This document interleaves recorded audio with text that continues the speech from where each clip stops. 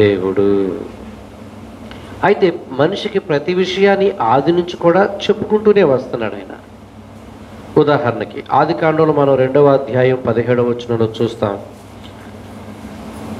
ఆదికాండం 2వ అధ్యాయం 17వ వచనంలో ఏమనుంటుంది? అయితే మంచి చెడు తెలివినిచ్చే వృక్ష ఫలమును తినకూడదు.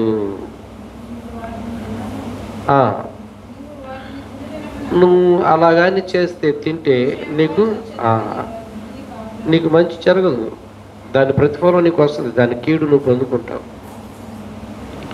చాలా స్పష్టంగా చెప్పేశాడు. ఏమని? మంచి చెడు తెలివినిచ్చి వృక్ష ఫలమును నువ్వు తినకూడదు అని చెప్పాడు. తినకుండా కూడా ఆయన చేయగలడా? చేయగలడు కదా. అసలు ఆ చెట్టే లేకుండా చేయగలడా? చేయగలడు.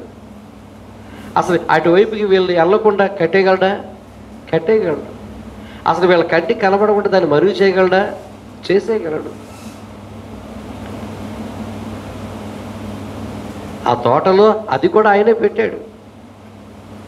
ఈ మాట వెనకాల భావం ఏంటంటే, మంచి చెడులు తెలివినిచ్చు ఆ వృక్ష ఫలమును తినొద్దు అని చెప్పడంలో మాట ఏంటంటే, నేను నీకు స్వేచ్ఛనిచ్చాను, నిన్ను కట్టిపడేలా. చూడండి, గ్యాద కొన్నిసార్లు అదేదో తినేస్తుంది, పక్కన ఏదో తినేస్తుంది, ఏం చేస్తుందని కట్టేస్తాం. లేకపోతే చేలోకి వెళ్ళిపోయి మేసేస్తుందని కట్టేస్తాం. దేవుడు అలా మనల్ని చూడలేదు, అలా మనిషిని చూడలేదు.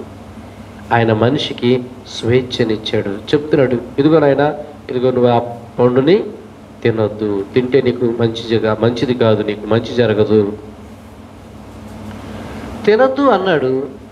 మాట వింటే, మాట వినాలన్నా మాట వినకూడదన్నా ఎవరి చేతిలో ఉంది? మనిషి చేతిలోనే ఉంది. తింటే నీకు అది నష్టమే అని చెప్పాడు. అయినా సరే తినాలా వద్దా అన్నది ఎవరి నిర్ణయం? మనిషి నిర్ణయం. దీన్ని బట్టి మనం అర్థం చేసుకోవచ్చు, దేవుడు మనిషికి స్వేచ్ఛనిచ్చాడు, ఎవరిని బలవంతము చేయలేదు. ఇలాంటి మాట మరొకటి మీకు చూపిస్తాను. ద్వితీయోపదేశకాండం 30వ అధ్యాయం 19వ వచనం. ద్వితీయోపదేశకాండం 30వ అధ్యాయం 19వ వచనం.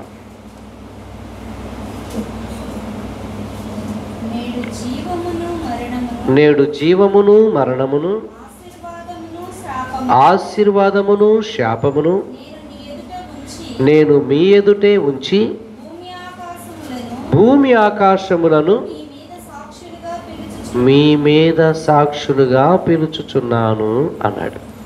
ఇక్కడ కూడా మనం చూస్తే మనిషికి పూర్తి స్వేచ్ఛనే ఇచ్చాడు, బలవంతం చేసినట్టుగా మనం చూడం. జీవం ఉంది, మరణం ఉంది, ఏం కావాలో తీసుకో. ఆశీర్వాదం ఉంది, శాపం ఉంది, ఏం కావాలో తీసుకో, నీ ఇష్టం. నీకు ఆళ్ళు వీళ్ళేం సాక్షులు అక్కర్లా. ఈ పంచభూతాలు, ఈ ప్రకృతిని సాక్షిగా అయినా పెట్టాడు.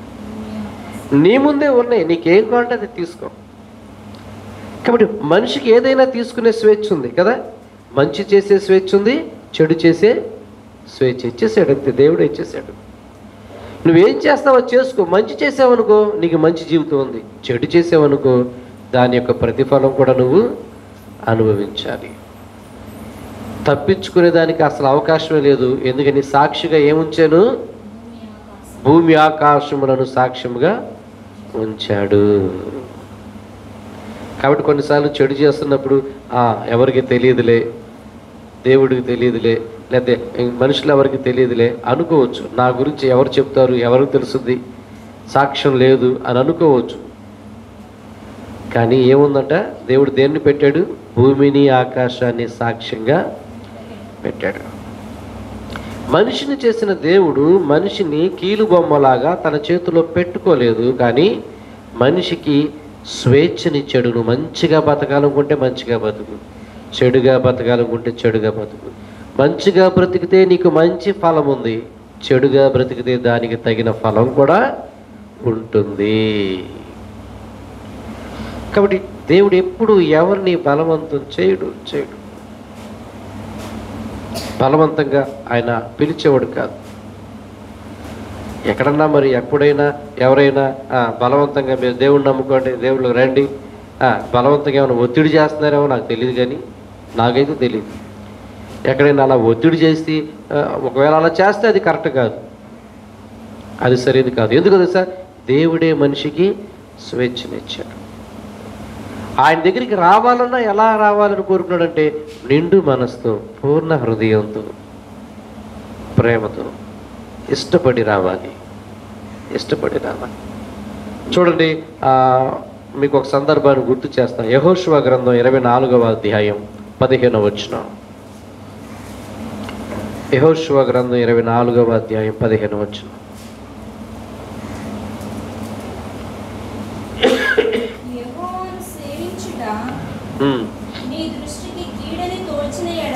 యెహోవాను సేవించుట మీ దృష్టికి కీడని తోచిన ఎడల మీరు ఎవరిని సేవించెదరో అది మీ ఇష్టం, ఇంకా అది దాని అర్థం. కానీ నేను నా కుటుంబం మాత్రం యెహోవానే సేవిస్తాము అని చెప్పాడు. ఇదేదో మామూలుగా నిలబడి చెప్పిన మాట కాదు. 430 సంవత్సరాలుగా ఐగుప్తు దేశంలో బానిసత్వం అనుభవిస్తున్నటువంటి ఆ ప్రజలను, వారి ప్రార్థనలు ఆలకించి, వారి మొర ఆలకించి దేవుడు వారిని ఆ బానిసపు బ్రతుకుల నుంచి విడిపించి, ఆ ఐగుప్తు ఆ కాళ్ళ కింద నలిగిపోతున్న ఆ జాతిని, యోధ జాతిని విడిపించి అనేక అద్భుత కార్యాలు, సూచక క్రియలు వారి మధ్య జరిగిస్తూ, ఎడారిలో అరణ్యంలో 40 సంవత్సరాల పాటు వారిని నడిపిస్తూ, పగలు మేఘస్తంభంగా రాత్రి అగ్నిస్తంభంగా వారిని కాపాడుకుంటూ, ఆకాశము నుంచి మన్నా కురిపించి వారి ఆకలి తీరుస్తూ, ఆయా సందర్భాలు దాటుకుంటూ వెళుతున్నప్పుడు, ప్రాంతాలు దాటుకుంటూ వెళుతున్నప్పుడు చుట్టూ ఉన్న కొందరు శత్రు దేశాల వారు వీరిని చంపడానికి వీరి మీద పడినప్పుడు వారిని అడ్డుకొని వీరి పక్షంగా యుద్ధం చేసినటువంటి దేవుడు, తిరిగి వీరికి ఇస్తానన్న భూభాగాన్ని దగ్గరికి వీరిని చేర్చి సురక్షితంగా వీరిని ఉంచి వారిని అక్కడ చక్కగా సెటిల్మెంట్ చేసిన తర్వాత ఈ ప్రకటన చేస్తూ ఉన్నాడు. ఏంటో తెలుసా? ఇదిగో దేవుడు మీకు ఇంత చేశాడు, ఇదిగో మీరు ఇంత చూశారు, ఇంత మీరు అనుభవించారు, అయినా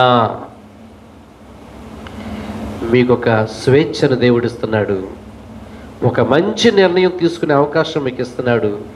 ఇంత చేసినా దేవుడు మిమ్మల్ని బలవంతం చేయడం లేదు. ఇదిగో ఆయన చెబుతున్నాడు, ఇప్పటి వరకు మిమ్మల్ని నడిపించిన దేవుడు మీకు ఇష్టం లేకపోతే మీరు విడిచిపెట్టి వెళ్ళిపోవచ్చు. మీరు పూర్వస్థితిలో ఉన్నప్పుడు మీరు ఏమైతే చేసుకున్నారో అలాగే మీరు వెనక్కి వెళ్ళిపోవచ్చు. ఇది మీ ఇష్టం. కానీ నేను ఒక నిర్ణయాన్ని తీసుకున్నాను అని ఇక్కడ యెహోషువ అనే నాయకుడు చెప్తున్నాడు. నేనైతే ఒక నిర్ణయం తీసుకున్నాను, ఈ దేవుడే నా దేవుడు, ఈయనే నాకు దేవుడు అనే నిర్ణయం తీసుకున్నాను. నేను నా కుటుంబం ఈ దేవుడైన యెహోవాను మాత్రమే సేవిస్తాము. మరి మీ విషయంలో ఎవరిని బలవంతం చేసేది లేదు, మీ ఇష్టానికే అప్పగించుకుంటున్నాను అని చెప్పినప్పుడు నిజంగా ప్రజలందరూ కూడా ఇంత గొప్ప దేవుడిని మేము చూసాం, ఆయన శక్తిని చూసాం, ఆయన గురించి మేము తెలుసుకున్నాం, ఆయన గురించి మేము విన్నాం, కాబట్టి ఇలాంటి వాడు మాకు ఎక్కడ దొరకడు, కాబట్టి మేము కూడా నీతో పాటే ఉంటామని ఒక మంచి తీర్మానం తీసుకొని ఇష్టపడి దేవుని ప్రజలుగా వారు కొనసాగారు. దీన్ని బట్టి మీకు ఏమర్థమైంది? ఆయన బలవంతము చేయడు, ఒత్తిడి చేయడు, ఏ ప్రలోభాలకి గురి చేయడు. చూడు, అంత పోషించిన దేవుడు, అంత నడిపించిన దేవుడు, అన్ని కార్యాలు చేసిన దేవుడు, ఇవన్నీ చేశారు కాబట్టి, మీరు చూశారు కాబట్టి, మీరు తిన్నారు కాబట్టి, మీరు అనుభవించారు కాబట్టి, మీకు ఇచ్చాం కాబట్టి ఇక నేను చెప్పినట్టుగా సచ్చినట్టుగా ఉండాలి అని అలా రావడం కూడా ఆయనకి ఇష్టం లేదు. అలాగా వారిని బలవంతం చేయడం ఆయనకేమి ఇష్టం లేదు. ఆయన ప్రేమగల దేవుడు కనుకనే ప్రేమతోనే రావాలి. ఆయన మంచి దేవుడు కనుకనే మంచి మనసుతోనే రావాలి. ఆయన మనుషులు ప్రేమించి ఇష్టపడి చేసుకున్నాడు కాబట్టి ఆయన్ని కూడా ఇష్టపడే ఆ మనిషి రావాలి అని కోరుకున్న దేవుడు. సరిగ్గా ఎలాంటి సందర్భాన్ని మనం చూస్తాం? క్రొత్త నిబంధనలో యోహాను సువార్త 6వ అధ్యాయంలో చూడండి. అక్కడ ప్రభు అయిన యేసుక్రీస్తు వారు చెప్తున్న ఒక మాట చదువుకొని అక్కడ కూడా కాస్త మనం ధ్యానం చేద్దాం. 6వ అధ్యాయం యోహాను సువార్త 67వ వచనం.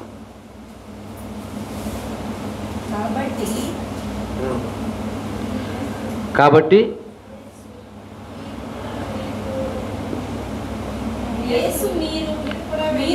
మీరు కూడా వెళ్ళిపోవలనని తలంచుచున్నారా అని ఒక ప్రశ్న వేస్తున్నాడు. ఆయన దగ్గర 12 మంది ఉన్నారు, వాళ్ళతో చెప్తున్నాడు, మీరు కూడా వెళ్ళిపోవాలని అనుకుంటున్నారా? ఎందుకు ఈ మాట అన్నాడు? ఏ సందర్భంలో అన్నాడు? ఏం జరిగితే ఈ మాట అన్నాడు అని మనం కాస్త ఆలోచించగలిగితే అప్పటికే ప్రభు అయిన యేసుక్రీస్తు వారు ఇదిగో ఆ యెరూషలేము అనేటువంటి ప్రాంతంలో అనేకమైన కార్యాలు జరిగిస్తూ, అనేక మందికి మేలు చేస్తూ, అనేక మంది రోగులను బాగు చేస్తూ, అనేకమైన సూచక క్రియలు మహత్కార్యాలు చేస్తూ, అదే అనేక మంది ఆకలి తీర్చేటువంటి ఆ గొప్ప కార్యాలు కూడా ఆయన చేస్తూ ప్రతి ఒక్కరికి మేలే చేశాడు, కానీ ఎక్కడ కీడైనా చేయలేదు. ఇంతగా మనుషులకు సహాయపడి, ఇంతగా మనుషులను ప్రేమించి, ఇంతగా వారి అక్కరలు తీర్చి, ఇంతగా వారి యొక్క కష్టాలను వారిని అర్థం చేసుకొని,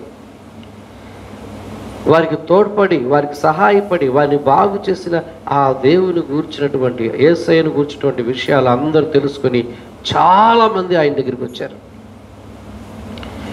ఎంతమంది వచ్చేసారు, ఎంత ఆశతో వచ్చారంటే మనం గడిచిన వారాల్లో చూసాం. ఆయన పలానా చోట ఉన్నాడన్న సంగతి తెలుసుకొని వారు దోణిలు ఎక్కి కూడా దాటిన వాళ్ళు, సరస్సులు దాటిన వాళ్ళు దాటారు. చుట్టూ పరిగెత్తి వచ్చేసి రాత్రి అంతా నడిచి వచ్చేసిన వాళ్ళు కూడా నడిచి వచ్చేసారు. ఈ విధంగా వెంబడిస్తున్న ఆ ప్రజలతో ఆయన ఇక మాట్లాడుతూ మొదలుపెట్టాడు. మీరందరూ ఇష్టపడి వస్తున్నారు కాబట్టి, మీ అందరికి నచ్చింది కాబట్టి, మీ అందరూ నాతో ఉండడానికి, నన్ను ప్రేమించి నా మీద అభిమానంతో వచ్చారు కాబట్టి అంటూ ఆయన కొన్ని మాటలు అయితే మనం ఎలా ఉందాం, ఎలా ఉండాలి అని బోధిస్తున్నప్పుడు ఆ బోధలు వారికి మింగుడు పడలేదు. ఈరోజు కూడా అంతే పరిస్థితి. కాముగా చెప్పుకుంటూ వెళ్ళిపోయామనుకో, మాటలు ఏ గొడవ ఉండదు. బూతులు తిట్టమాకండి అంటే తిట్టే వాళ్ళకి ఎలా ఉంటుంది?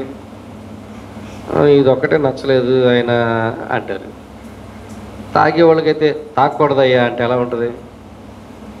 అంతా బాగానే ఉంది కానీ ప్రార్థనలో తాగొద్దు అంటున్నారు. నాకేమో సాయంత్రం అయితే తాగేస్తాను, ఇది ఒకటి అలవాటు. గుట్టకాలు వేయకూడదంటే ఎలా ఉంటుంది? సిగరెట్లు తాగకూడదంటే ఎలా ఉంటుంది? వ్యభిచారం చేయకూడదంటే ఎలా ఉంటుంది? దొంగతనం చేయకూడదంటే ఎలా ఉంటుంది? మోసం చేయకూడదంటే ఊరికవయ్యా మోసం చేయబోతే ఎవడు బతుకుతాడు. అంతా బాగానే ఉంది కానీ ప్రార్థనలో ఈ మోసం చేయకుండా ఎట్టుంటామండి? నచ్చవు కదా.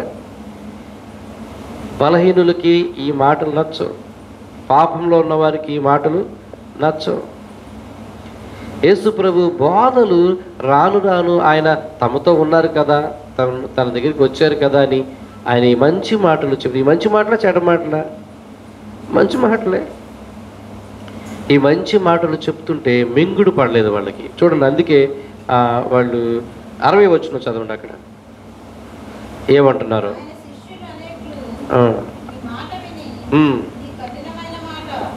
వాళ్ళు అంటున్నారు, ఈయన మాటలు విని ఏమంటారు? ఇవి కఠినమైన మాట, ఇది కఠినమైన మాటలు ఇవి. ఎవడు వినగలడు ఈ మాటలు? ఎవడు కుదురుద్ది ఇలా ఉండటం? ఎవడు కుదురుద్ది ఇలా బతకడం? ఎవడికి సాధ్యం అవుద్ది? ఉన్నారేంటి, అందరూ ఉంటారేంటి, అందరికి అవుతుందేంటి? ఎలాగుందంటే వాళ్ళకి కఠినంగా ఉన్నాయి మాటలు, అయిష్టంగా ఉన్నాయి మాటలు. వీటి జోలికి వెళ్ళకుండా ఉంటే బాగుంటుంది. వాళ్ళు కఠినంగా ఉంటవే కాదు, చూడండి ఆ 66వ వచనంలో, అప్పటి వరకు ఆయన వెంబడించిన వాళ్ళు అప్పటి నుండి అనేకులు వెనుక తీసి మరి ఎన్నడూను ఆయనను వెంబడించలేదు. నచ్చలేదు ఆ మాటలు. చాలు ఏదో అనుకున్నాం, వచ్చేసాము, ఇక ఈ అయితే ఎవడంటాడు, ఈ అయితే ఇలాగుంటమైతే ఎవడ కుదురుద్ది, ఇలాగైతే ఎవడ బతుకుతాడు అనుకున్నారు. చాలులే కానీ వెనక్కి వెళ్ళిపోయారంట. ఈయన ఆపలేడాలని ఎక్కడికి వెళ్ళిపోయేది? ఇదిగో ఎవరైతే నా ద్వారా స్వస్థత పొందుకున్న వాళ్ళందరూ చచ్చినట్టుగా ఇక్కడ ఉన్నట్టే ఉండరా? అనేక మంది స్వస్థత పడ్డారు, అనేక మంది మేలు పొందారు, పక్షవాత రోగులు మేలు పొందారు, కుంటివారు నడిచారు, గుడ్డివారు చూశారు, ఎన్నో ఎన్నో జరిగినాయి. వీళ్ళందరూ కూర్చోబెట్టి అంతాను మిమ్మల్ని అందరినీ, లేకపోతే మళ్ళీ మీకు అలాగే వచ్చేస్తుంది అని భయపెట్టి చేస్తే అక్కడే ఉంటారు. అలా భయపెట్టడం దేవుని పద్ధతి కాదు. అలా భయపెట్టి చేసేది కూడా సేవ కాదు. అలా బలవంతం చేసేది కూడా సేవ కాదు. ఎందుకంటే ఆ దేవుడే దానికి ఎవరిని అలా బలవంతం చేయలేదు.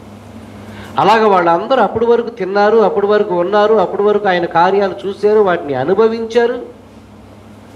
ఈ మాటలు ఇలా బ్రతుకుదామనేసరికి, ఇలా ఉందామనుకునేసరికి ఈ మాటలు నచ్చక అనేకులు వెళ్ళిపోయారంట. అనేకులు వెళ్ళిపోయారు. వెళ్ళిపోతున్న వారిని ఎవరు కూడా ఆయన ఆపలేదు సుమా. మిగిలిన వారితో కూడా ఆయన స్వేచ్ఛగా అడుగుతున్నాడు, మీరు మొహమాటంతో ఉన్నట్టున్నారు, మీరు కూడా ఏమీ మొహమాట పడొద్దు, మనస్ఫూర్తిగా చెప్పండి మీ సంగతి ఏంటి అని. అదే ఆ మాట మనం చదువుకుందాం. మీరు కూడా వెళ్ళిపోవాలనని తలంచుకుంటున్నారా? వెళ్ళిపోవాలంటే వెళ్ళిపోవచ్చు. అంతమంది వెళ్ళిపోయారు, మీ ఇష్టం. కానీ వీళ్ళు ఎందుకు వెళ్ళలేదో తెలుసా? కొంతమంది ఎందుకు ఆయనతోనే ఉండిపోయారో తెలుసా? వాళ్ళకి అర్థమైంది ఆయన చెప్పే బోధ ఏంటో, ఆయన ఏంటో. ఒక మంచి చేయడానికే కదా ఆయన చెప్తున్నాడు, ఒక మంచి జీవితం కొరకే కదా ఆయన చెప్తున్నాడు, ఒక మంచి సమాజాన్ని కట్టడానికే కదా ఆయన ప్రయత్నిస్తున్నాడు, ఓ మంచి బ్రతకాలనే కదా ఆయన చెప్తున్నాడు. అందులో తప్పే ఉంది? అందులో కఠినమేముంది? అందుకే చూడండి, పేతురు గారు ఎంత మంచి సమాధానం చెప్తాడో యేసు ప్రభు చేసిన ఆ ప్రశ్నకి. పేతురు గారు 68వ వచనంలో పేతురు గారు అంటాడు, ప్రభువా మేము ఎవని యొద్దకు పోగలము? నీవు నిత్య జీవపు మాటలు కలవాడవు,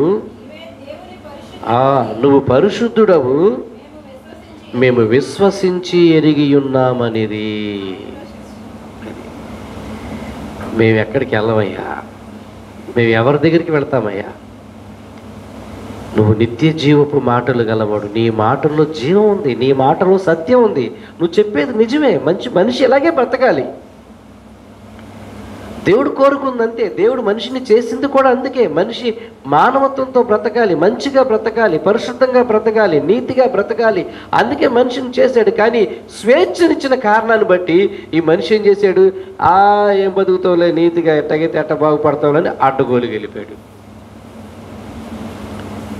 పోయేవాడిని పోనిచ్చాడు ఆయన, ఉన్నవారిని ఉండనిచ్చాడు. ఉండాలనుకొని ఉన్నారు చూడండి. వీళ్ళు ఇప్పుడు ఏ ఉద్దేశంతో ఉండాలి?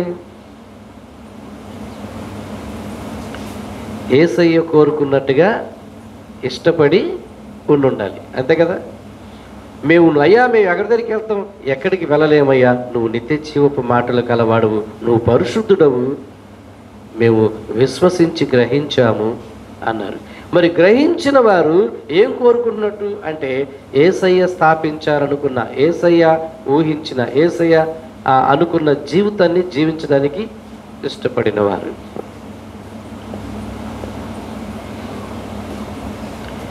కాబట్టి ఉన్నవాళ్ళు ఎవరయ్యా అంటే, అయ్యా నువ్వు చెప్పినట్టుగా మేము ఉంటాం, ఎందుకంటే నీ మాటలు మాకు నచ్చినాయి, మీ ఆలోచన మాకు నచ్చింది, మిమ్మల్ని వెంబడించడానికి, మీతో ఉండడానికి మేము మనస్ఫూర్తిగా ఇష్టపడుతున్నాము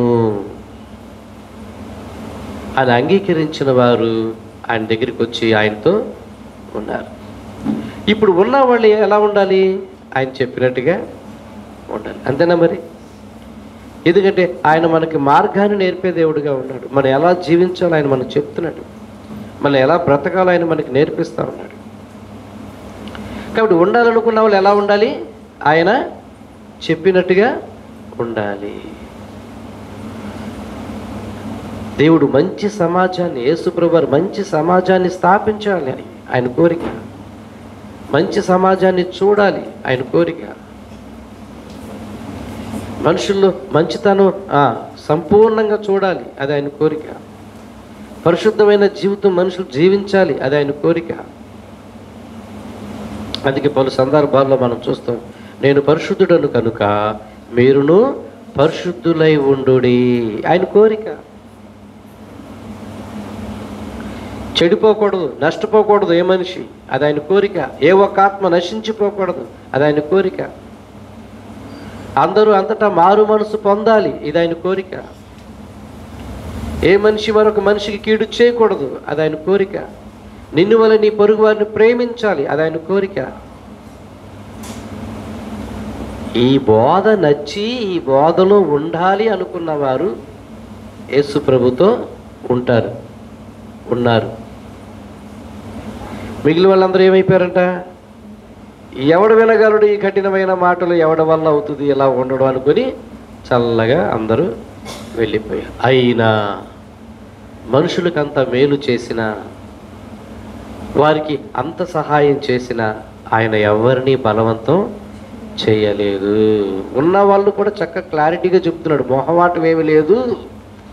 మీరు కూడా వెళ్ళాలనుకుంటే వెళ్ళొచ్చు, ఉండాలనుకుంటే ఇదిగో నా ఉద్దేశానుసారంగా మనం కలిసి ఉందాం. ఉండాలనుకున్న వాళ్ళు మనం కలిసి ఒక మంచి వ్యవస్థను స్థాపిద్దాం, మనం కలిసి ఒక నీతి మార్గంలో నడుద్దాం, మనం ఒక పరిశుద్ధమైన జీవితం అనుకున్న వాళ్ళందరినీ ఆయన పోగేసి అలా నడిపించడానికి ఇష్టపడుతున్నాడు. కాబట్టి ఈరోజు మనం ఆయన ఇష్టపూర్వకంగా వచ్చిన మనం అందరం కూడా ఆయన మాట చొప్పున ఉండడానికి కూడా ఇష్టపడాలి. ఆయన బోధించిన వాక్యానుసారంగా జీవించడానికి కూడా ఇష్టపడాలి. అలా కాదు, ఏదో నువ్వంటే ఇష్టమే కానీ నువ్వు చెప్పినట్టుగా ఉండడం మాకు కుదరదు అనుకుంటే వెళ్ళిపోవచ్చు. ఎందుకంటే అది కాదు ఆయనకు కావాల్సింది. మనల్ని నిలబెట్టుకొని, మనల్ని తయారు చేసి, మనల్ని ఒక సన్మార్గంలో నడిపించి, మనల్ని నీతిమంతులుగా చేసి, మనల్ని పరిశుద్ధులుగా తీర్చిదిద్ది, ఆయన మనపక్షంగా మనతో ఉండి ఆయన మహత్కార్యములు, మనలో ఒక అద్భుతమైన జీవితాన్ని ఆయన మనకి ఇవ్వాలనుకుంటున్నాడు, మన పక్షంగా నిలబడాలనుకుంటున్నాడు. ఇందులో మనం చదువుకున్నట్టుగా 48వ కీర్తనలో చూసారా, కీర్తనకారుడు ఏమంటున్నాడు? ఆయన మాకు ఆశ్రయముగా ఉన్నాడు. యెహోవా గొప్పవాడు, ఆశ్రయముగా ఉన్నాడు. నలుగురు రాజులు, చుట్టూ ఉన్న రాజులు ఏకంగా కూడి వచ్చినను ఆయన మాకు ఆశ్రయముగా ఉన్నాడు. ఎందుకంటే వాళ్ళు నిర్ణయం చేసుకున్నారు, ఇక మాకు ఎవరు వద్దండి, మాకు ఈయనే కావాలండి, నేను నా కుటుంబం ఈయన్ని సేవిస్తాము. ఇష్టపడి వచ్చారు. ఇష్టపడి వచ్చిన వారు కొన్ని విషయాలు వారికి కష్టంగా అనిపించినా వాళ్ళు నిలబడగలుగుతారు. ఏదో ప్రలోభాలకు గురయ్యో, లేకపోతే ఏదో మాయమాటలకు గురయ్యో, లేకపోతే ఏదో ఒత్తిడి వల్ల బలవంతం చేత వచ్చిన వాళ్ళు తట్టుకుంటారా? నిలబడలేరు. అదే ఇష్టం ఉంటే పచ్చడేసినా తింటారంట, ఇష్టం లేకపోతే పంచభిక్ష పరమన్నాలు పెట్టినా ఏదో వంకెడతారంట. పెట్టే మనిషి ఇష్టమైతే పచ్చడి మెతుకులు పెట్టినా చాలా బాగుంది పచ్చడి, చాలా బాగా చేసావు అని తృప్తిగా తింటారు. అలాగే కొన్నిసార్లు ఆయన బోధనలు మనకు కఠినంగా అనిపించిన అవి మంచివి కనుక, మంచి సమాజాన్ని స్థాపించడానికి మాటలు కనుక వాటిని మనం కఠినంగా ఉన్నా కూడా మనం స్వీకరిస్తాం, ఆ ప్రకారంగా ఉండడానికి ప్రయత్నిస్తాం. బలహీనంగా ఉన్నప్పుడు, మన వల్ల కానప్పుడు, ప్రభువా నా వల్ల కావడం లేదు, నువ్వే నాకు సహాయం చేయని అడుగుతాం. నీ మార్గంలో నాకు నడవాలని ఆశ ఉంది, నీ ఆజ్ఞలు నేను పాటించాలని ఆశ ఉంది, నీ వాక్యాన్ని నేను అనుసరించాలని నాకు ఆశ ఉంది, నువ్వు కోరుకున్న జీవితం నాకు జీవించాలని ఆశ ఉంది. కానీ నాలో ఉన్న కొన్ని బలహీనతలు నన్ను వెనక్కి లాగుతున్నాయి, నాకు సహాయం చేయమని అడుగుతాం. ఆశ ఉంటే. ఆశ లేకపోతే నా వల్ల కావట్లేదండి అని వెళ్ళిపోతాం. నచ్చినవి చేస్తాం, నచ్చనివి వదిలేస్తాం. జ్ఞాపకం చేసుకోండి, ఇష్టపడి ప్రేమతో కోరుకొని వచ్చిన వారు ఆయన అడుగు జాడల్లో నడిచినప్పుడే ఆయనకు సంతోషం. అంతెందుకండి, మన కడుపును పుట్టిన పిల్లలు మన మాట వినకపోతే మనకి ఎంత బాధ, దారి తప్పిపోతా ఉంటే మనకి ఎంత బాధ. మన పిల్లలు మీ అబ్బాయి చెడిపోయాడండి, మీ అమ్మాయి చెడిపోయింది అంటే ఎంత బాధ. వాళ్ళు దారి తప్పి మార్గం తప్పి తిరుగుతుంటే ఎంత బాధ, తల్లిదండ్రులకి ఎంత భాషది. చెప్పలేరు, తట్టుకోలేరు. మేమెంతో ప్రేమతో పెంచామండి, మా కడుపు కట్టుకొని పెంచామండి, మా పిల్లల అవసరాలన్నీ మేము తీర్చామండి, వారు కోరుకున్నవన్నీ కొన్నామండి, వాళ్ళ కోసమే మేము బతుకుతున్నామండి అంటున్న తల్లిదండ్రులకు మీ పిల్లలు చెడిపోయారనంటే ఎంత బాధ. ఏ తల్లిదండ్రులైనా వాళ్ళ పిల్లలు మంచిగా ఉండాలని కోరుకుంటారు, మంచి మార్గంలో నడవాలని కోరుకుంటారు, బుద్ధిగా ఉండాలని కోరుకుంటారు, మంచి పేరు తెచ్చుకోవాలని కోరుకుంటారు. మరి దేవుడు అలా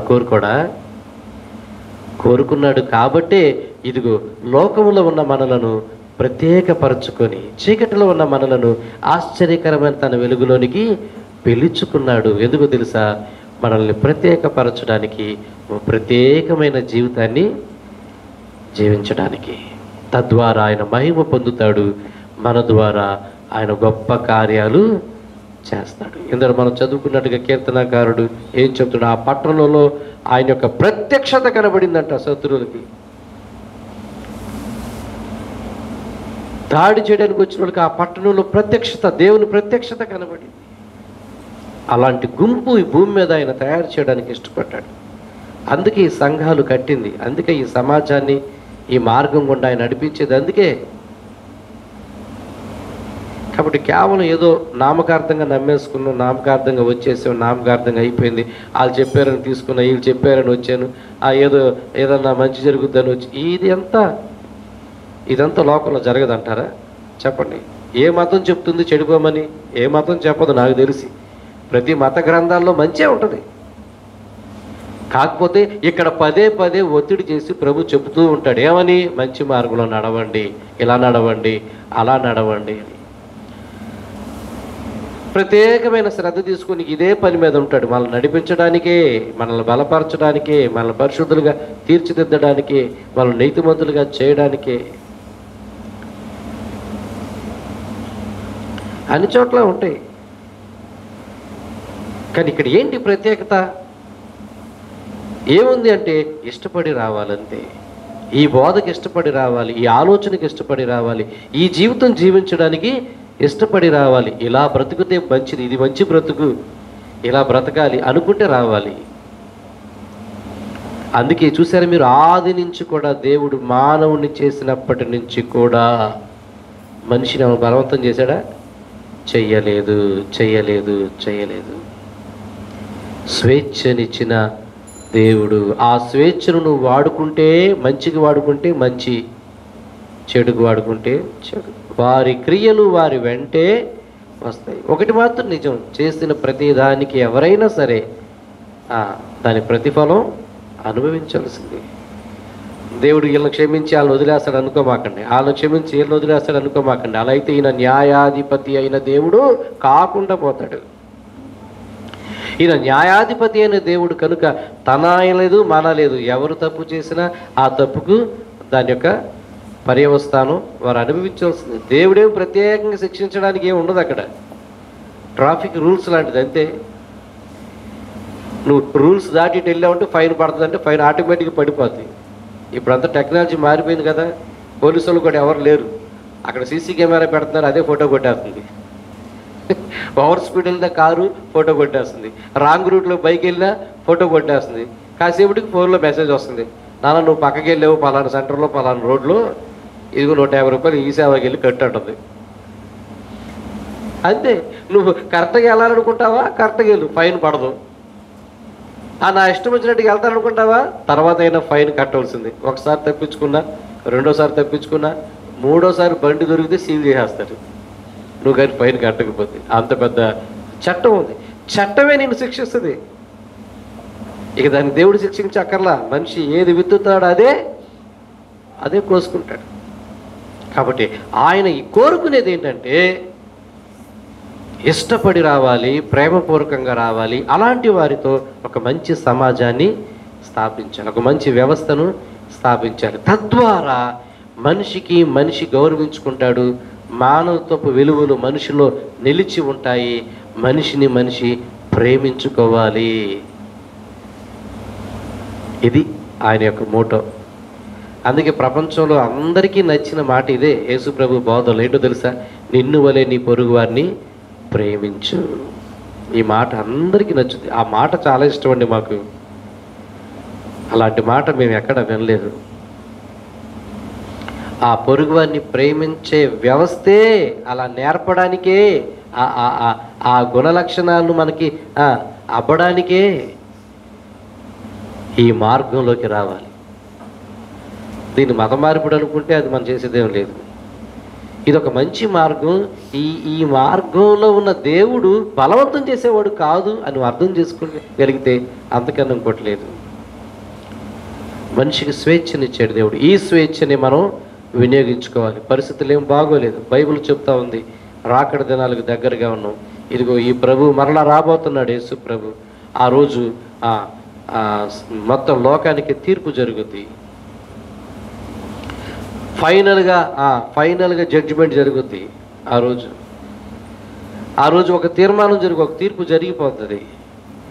ఈలోగా ఏం చేయాలంటే ఆ మార్గాన్ని ఇష్టపడి అవలంబించి దాంట్లో అనుసరించేవారుగా ఉండాలి.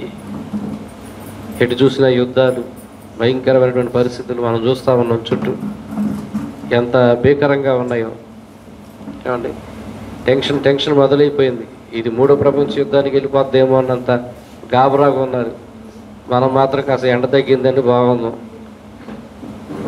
వర్షాలు కాస్త ఆగినాయి అని మనం ఏదో చిన్నగా ఆలోచిస్తున్నాం. కానీ వెనక చాలా పెద్దవే జరుగుతూ ఉన్నాయి. ఎప్పుడు ఏ క్షణంలో ఏం జరుగుతుందో కూడా ఏమో తెలియదు.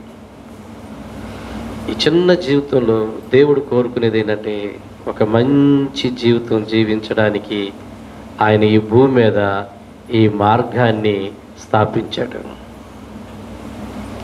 ఈ మార్గం గుండా రావడానికి ఎవరికి ఒత్తిడి లేదు. ఇష్టపడి ప్రేమతో వచ్చేవారికి ఈ మార్గంలో వారు నిలబడగలుగుతారు, ఈ మార్గాన్ని ఇష్టపడగలుగుతారు, ఈ మార్గాన్ని అనుసరించగలుగుతారు. లేకపోతే అందరికీ సాధ్యం కాదు. ఒకవేళ నమ్ముకుంటూ వస్తే వచ్చేమో కానీ ఈ మార్గాన్ని ఇష్టపడలేరు, ఈ మార్గాన్ని వినలేరు, ఈ మార్గంలో నడవలేరు.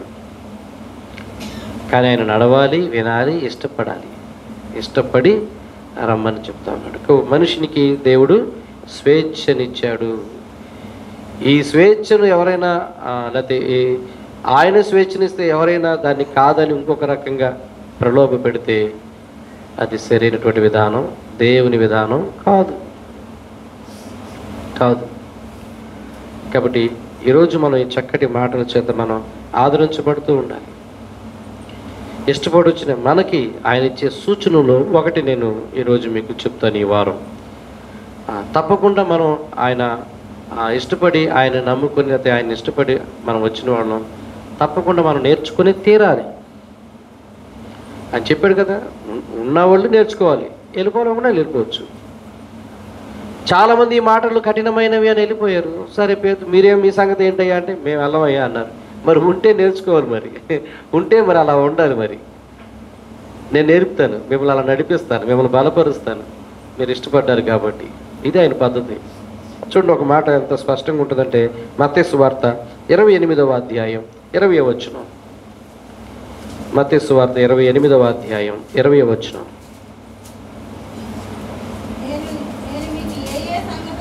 నేను మీకు ఏ సంగతులను ఆజ్ఞాపించుతునో వాటన్నిటిని కూడా గైకొనవలనని వారికి మీరు బోధించండి అని శిష్యులతో చెప్తున్నాడు. నేను మీకు ఏవే సంగతులు చెప్పానో బోధించానో అవన్నీ పాటించాలని చెప్పండి, వినేలిపోవాలని కాదు, పాటించాలి. అందుకే నేను అప్పుడప్పుడు అంటూ ఉంటాను, ఇది దేవుని గుడి అంటాం కన్నా దేవుని బడి అంటాం బాగుంటుందని కదా.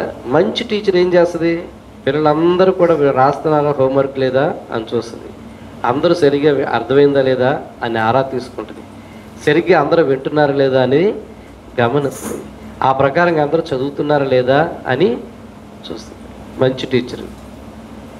మామూలు టీచర్ అయితే నాకు ఎందుకండి, నా జీతం నాకు వస్తుంది నెలకి 50,000, రాసుకొని పోయే వాళ్ళు పోయండి చరుపు అని బోర్డు మీద రాసి వదిలేస్తే అబ్బా రాసుకోపోయినా పర్లేదంట, ఎవడు రాస్తాడు ఈ అసలు రాయడు, అప్పచెప్పైనా పర్లేదంట, హోంవర్క్ చేయకపోయినా పర్లేదంట, ఎంత బాగుంటుంది కానీ పర్యవస్థానం ఎవరికి నష్టం?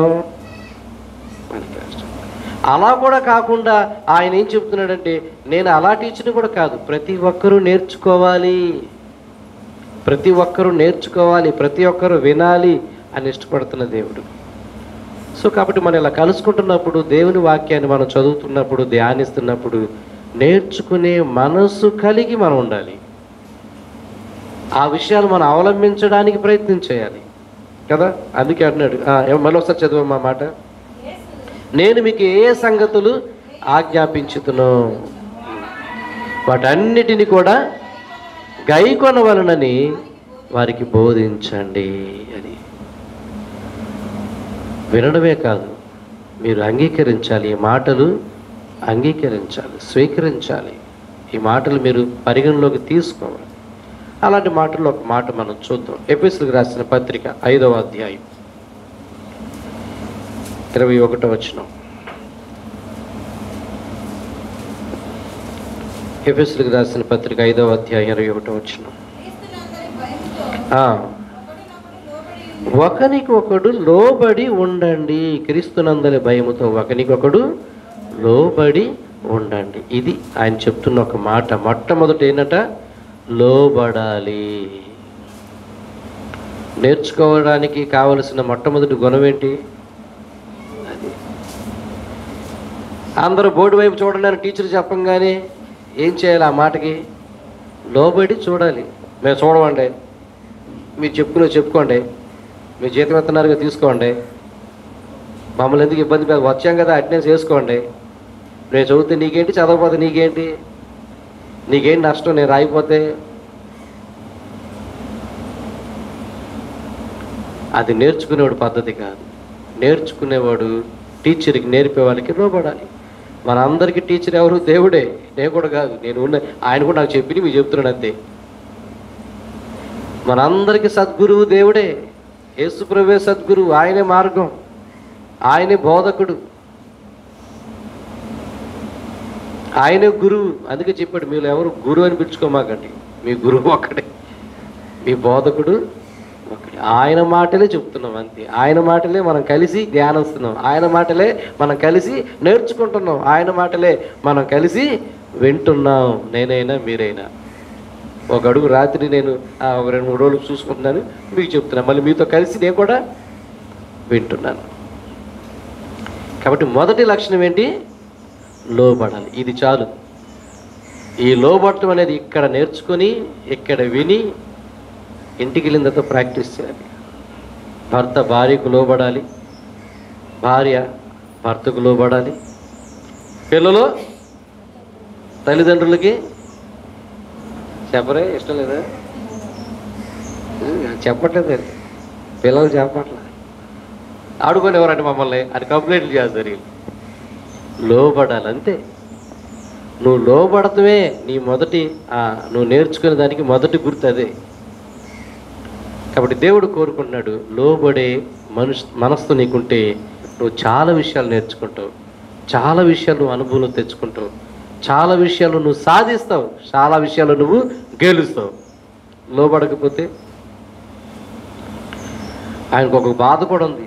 నా పిల్లలు లోబడనొల్లని ప్రజలుగా ఉన్నారు అని బాధ కూడా ఉంది ఆయనకి. అందుకే దాన్ని నేను చెప్పాను, పిల్లల కోసం ఎంతో కష్టపడి పెంచిన తల్లిదండ్రులు ఆ పిల్లలు పాడైపోయారు, చెడిపోయారు, దారి తప్పిపోయారంటే ఎంత బాధపడతారంటే ఆ బాధ వర్ణించలేము.